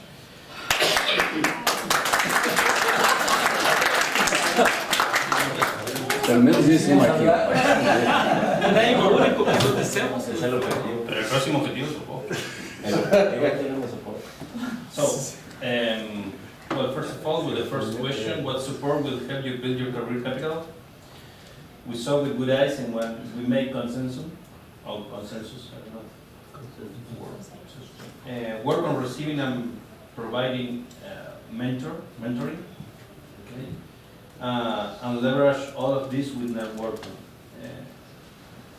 It's not only just to produce good results and to create a high-performance team and all that stuff, but to show to the organization through the networking as well, okay, to highlight it. How will you develop trust to drive investment? We summarize it on achieving what you promise. There's nothing that will create more trust than gain credibility, accomplishing what you said that you will do, or you're going to do what you promise. Okay. How do you act as a role model and mentor? Well, we discussed this, and we thought that creating the engagement with the people would be the best to answer the question, and be a person who the people wants to follow. Okay. And the last one, how will you demonstrate value from the BNDB? We shared some concepts from that table. Keeping and growing the networking that we generate through the BNDB. Share this knowledge to the organization, or at least to the part of the organization that this can be shared with. And make ourselves time to be honest and to go back certain cadence and to check if we are applying this or not.